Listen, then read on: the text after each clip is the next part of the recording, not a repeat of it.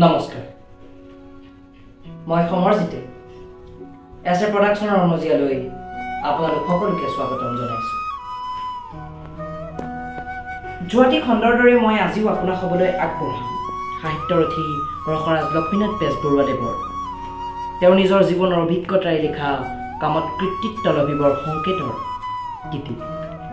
যোৱাটি খণ্ডত প্ৰথম খণ্ড আছিল বাবে মই আপোনালোকলৈ মাত্ৰ এটা কৃতিপ আগবঢ়াইছিলোঁ, কিন্তু আজি মই আপোনাক ক'বলৈ আগবঢ়াম 3টা কৃতিপ।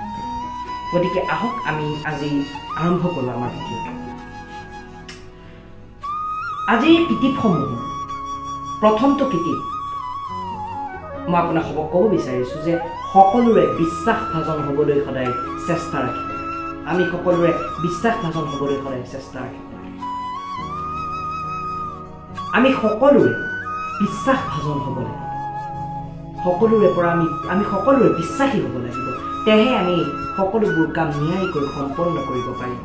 আৰু ই হৈছে জীৱনৰ উন্নতিৰ জখলাৰ প্ৰথম ভাৱ। সকলোৰে বিশ্বাসী হ'লেহে আমি সকলোবোৰ কাম নিয়াৰিকৈ সম্পন্ন কৰিব পাৰিম আৰু আমি জীৱনত উন্নতি কৰিব পাৰিম।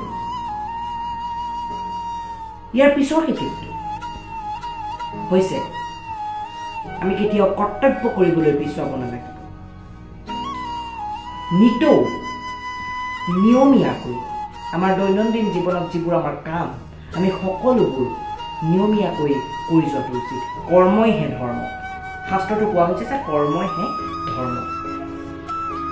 আমি আমাৰ কৰ্তব্য কৰিবলৈ কেতিয়াও পিছুৱাব নালাগিব। লক্ষ্মীনাথ বেজবৰুৱাদেৱে তেখেতৰ কিতাপত তেওঁ নিজেই উল্লেখ কৰিছে যে যি মানুহে নিজৰ কৰ্তব্যৰ পৰা বিমুখ হয় তেওঁতকৈ আৰু কাপুৰুষ এই সংসাৰত আৰু নাই।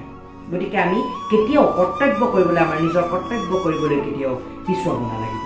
ইয়াৰ পিছৰ কৃতিপটোলৈ আমি আগবাঢ়োঁ। ইয়াৰ পিছৰ কৃতিপটো হৈছে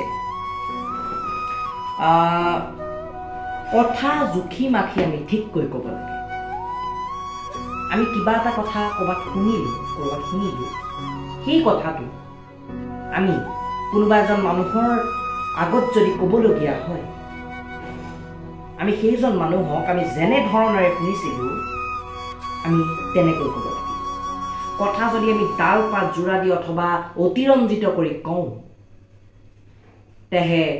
তেনেহ'লে মানুহৰ গৰিহণাৰ পাত্ৰ হ'ব লাগিব। আৰু আমি যদি কথা ডাল পাত জোৰা দি বা অতিৰঞ্জিত কৰি কওঁ লাহে লাহে আমি মিছলিয়ালেও পৰিৱৰ্তন হ'ম। আৰু তেতিয়া এবাৰ যেতিয়া এজন মানুহে গম পাব যে মই এই কথাটো ডাল পাত জোৰা দি কৈছোঁ, ক'ৰবাত কিবা এটা কথা আমি বেলেগকৈ শুনিলোঁ যোনটো আমি আহি পেলাই কিবা ধৰণে কৈছোঁ, মোৰ ওপৰৰ পৰা তেওঁৰ বিশ্বাস নাইকিয়া হৈ যাব। গতিকে আমি ইয়াৰ পৰা বিশ্বাসৰ পাত্ৰ হোৱাৰ পৰাও বঞ্চিত হৈ যাম। গতিকে বহুত কাৰণ আছে। গতিকে আমি কথা যেনেকৈ শুনিছোঁ তেনেকৈ ক'ব লাগে, জুখি মাখি ঠিককৈ ক'ব লাগে। গতিকে আজিলৈ মই আপোনালোকক এই 3টা কৃতিপেই জনালোঁ। ইয়াৰ পিছৰ খণ্ডত মই আপোনালোকলৈ আগবঢ়াম এনেধৰণে 3টা 4টা মান কৃতিপ। গতিকে আজিৰ খণ্ডটিৰ পৰা পুনৰ লগ পোৱাৰ প্ৰতিশ্ৰুতিৰে মই সমৰজিতে বিদায় লৈছোঁ। ধন্যবাদ।